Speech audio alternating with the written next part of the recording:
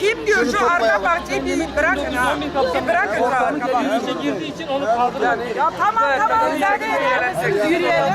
Lütfen. Şunları toplayın. Şunu toplayın. Şunu biraz daraltalım. Hayır.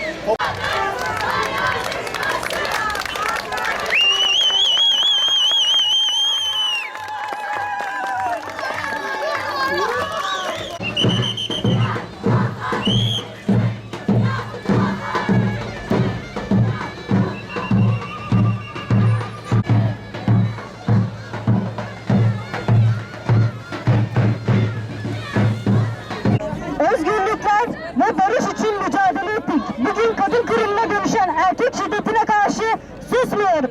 İsyan sokakta! İsyan sokakta! İsyan sokakta! Sun patriarka! Kahrolsun patriarka!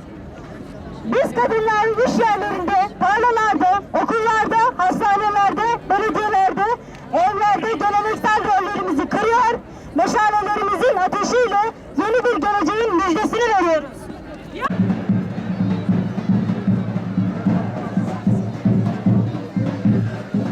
راسته و اینا جام مدا یعنی جن رابن خسر قود کن خواهو که اوتشت تنه مثلا نوا میرادا دلیزن نه خوش اینا جا کرده دا تنه اینا جا کرده دا ایشان که خوش Peki نمی vit iştiğim benim semiştken نه ولی بنزین نه حزنه نه ولم حزنم gerçek sana بیاش طرف Ya din اینا emedat جا şikayetine. din İslam'ı da tiştek tene din İslam'ı da din İslam Böyle bir şey inancımızın gereğinde hiç yoktur.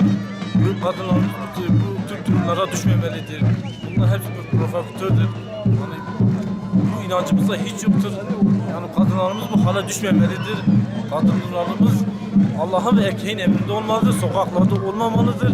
Bu tür şey ne Allah kabul eder ne insanlar kabul eder. Yani bu tür bir Müslümanı bu tür hareketle hiç yakışmaz.